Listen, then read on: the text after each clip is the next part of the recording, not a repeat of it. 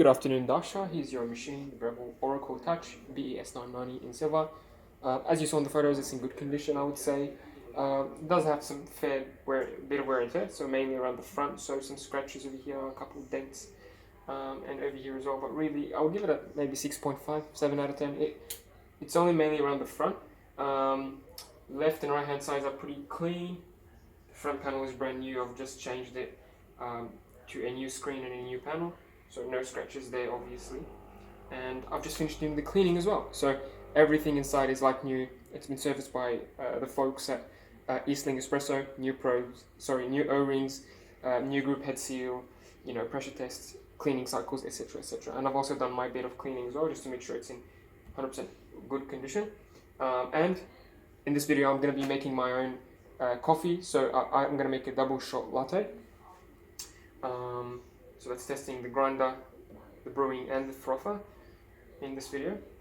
So the machine is on now. Usually when you turn it on, it'll take about 5 minutes to reach temperature, maybe a bit more depending on the temperature, the ambient temperature.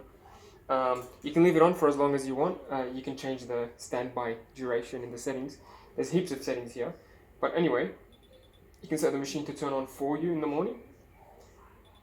So by the time you're awake, the machine is nice and hot. You don't have to turn it on and wait for it. You can also set how long you want it to stay on for, and heaps of other settings I won't get into. It should all be on the PDF manual online. So yeah, when you first turn it on, it will be hot, so meaning that both boilers are ready to go.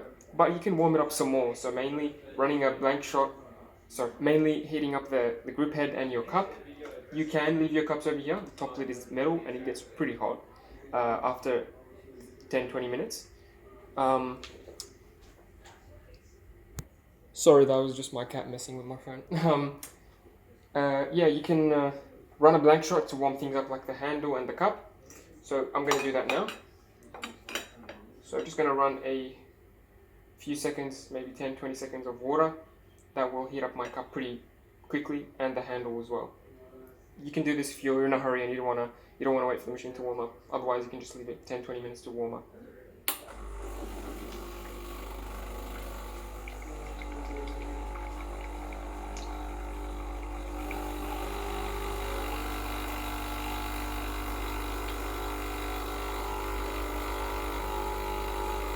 Should be enough.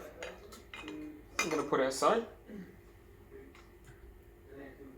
When you take it off, make sure you drain the water. Use a tissue to dry the basket. This here is the double basket. It takes 22 grams of coffee, but you don't have to mess with the dosage or the grind duration. The machine measures it automatically, so it will put 22 grams over here. You can change that dose by going into the mechanism with a couple tools, but really I think it's ready to go as is. You don't have to change it too much unless you really hate having too much caffeine in your drinks. You just dry the portafilter and confirm the dosage, because it's important. It is an automatic machine in terms of the grind size, in terms of the grind amount, but you still have to change the grind size to the correct level. So if you notice your coffee coming out too quick, you need to make it finer on the grind size. If you notice the coffee coming out too slow, you need to make it coarser. And I just made a coffee at 25. It was slow at 25, so I've bumped it up to 30. Hopefully that will make it quicker. When you change your grind size, you want to purge and remove the old grind size, if that makes sense. And only change the dial with the grinder spinning. You don't want to change it when the grinder is not grinding.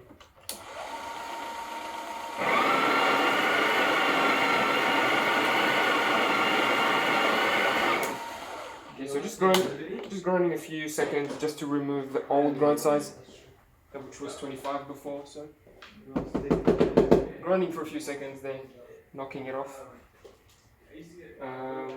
Yeah, so let's grind now. It's at grind size number 30, and all you have to do is just lock it in and push it to the right.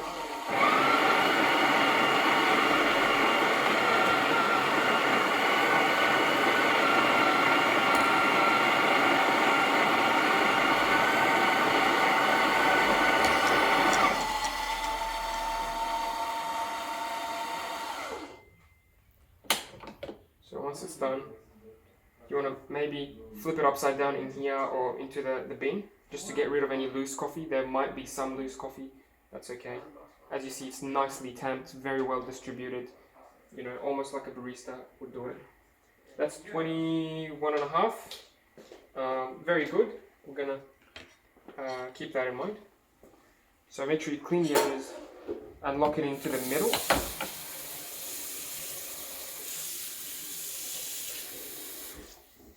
So dead center position should be more than enough, especially because the brew pet seal is new.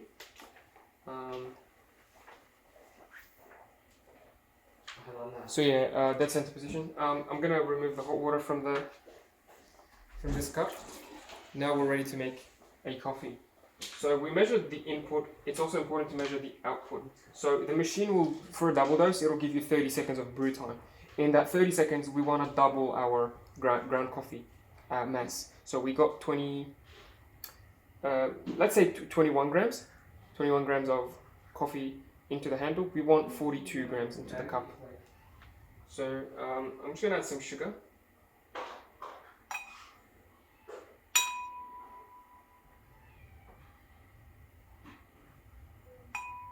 Oop, that's a little bit too much sugar, but that's fine. And I'm gonna add a bit of hot water. There's also a hot water tap that I didn't tell you about.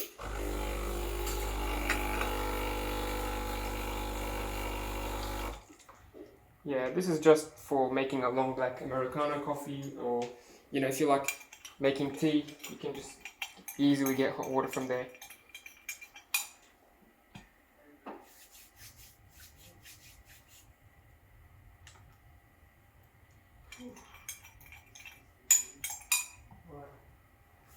Okay, so I've calibrated my scale. Now we're ready to make the coffee.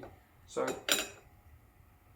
30 seconds, we want to get about 42 grams, plus minus a few grams here and there. So 42 grams. If we get more than 40, much more than 42 grams, I'm gonna make the grind size finer to slow it down.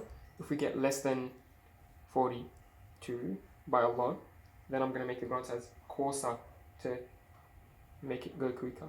Hopefully that makes sense. I think it should be in the right ballpark at grind size number 30. Let's see how we go. Oh, and this is a drill boiler, obviously. You can be steaming and brewing at the same time. Flow looks nice and smooth. Not too slow actually, so it's going to the right direction. It's symmetrical, as you see. It's nice and smooth. Not too slow, not too quick, I would say. I'm gonna stop it right. Actually, let's let it go for the whole 30 seconds and see how we go. So that's a double shot. We've got some really good crema. And in the 30 seconds, we got 50 grams. So yeah, it was a touch too quick. Anything more than 50, I would think it's too quick. So in this case, maybe the next thing we can try is grind size number 28. I'll let you do that. And remember, only change the grind size when the grinder is spinning. You don't want to change the grind size finer when it's not grinding, because that will just crush the beans and the mechanism of the grinder will be misaligned. So be sure to only change the grind size when it's spinning.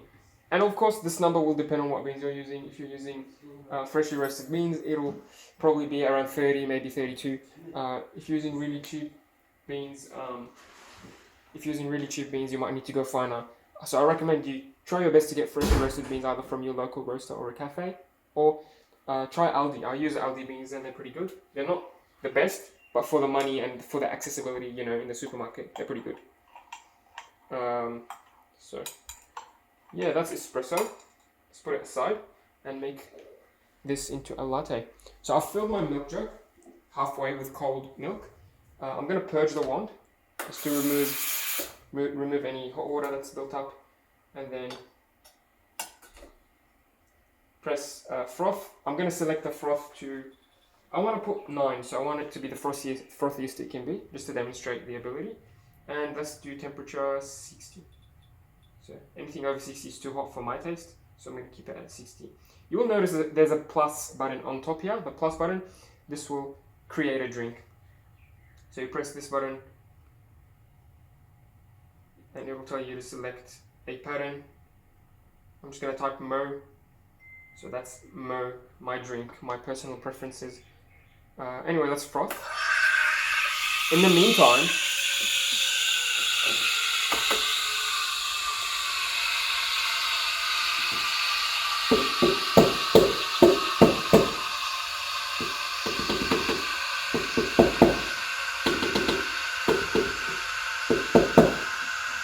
I'm going to clean off the portafilter. Sorry, it was just an awkward angle knocking off the coffee from here, but I'm going to rinse. So I'm going to press this button to rinse. This will clean your shower screen and your portafilter in one go.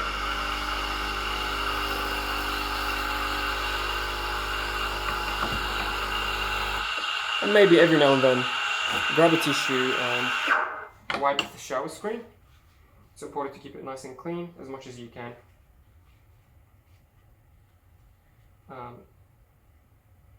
Make sure you don't burn yourself, of course. Yeah, that's all you need to do to clean this part of the machine. And on the milk side, when you're done with the steaming, just be careful not to drip milk onto the counter. When you push it down, it will clean itself. So sorry, that's my cat. I did not notice her. Anyway, yeah, so every time you steam, push it down, it will clean itself by purging 5 times. But it's really, really important, obviously, to clean the outside as well. So grab a wet towel, wipe it off straight away. Otherwise, if you don't wipe it straight away, you may clog the holes over here, and that's no good. That will just stop your steam output, and also it'll be really ugly. So maybe clean it again, just out of cautiousness. Yeah, so that's the milk done, looking nice and smooth. You can also froth manually, just like a barista, by pulling it up and holding the button. That will allow you to froth manually. Pretty much like a barista would do it. Anyway, here's my espresso. It's nice and golden.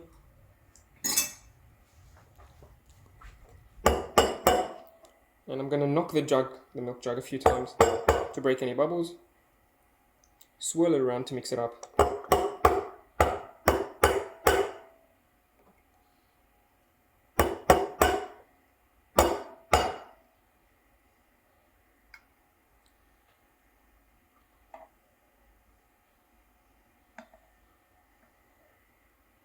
It's a very creamy texture. My cat is begging for milk. I'm not going to give her any because she's a bad girl.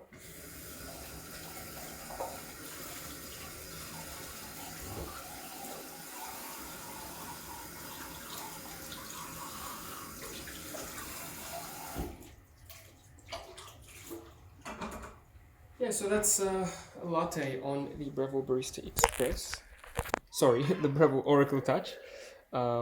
Here's the coffee, very nice and smooth. Looking forward to having it.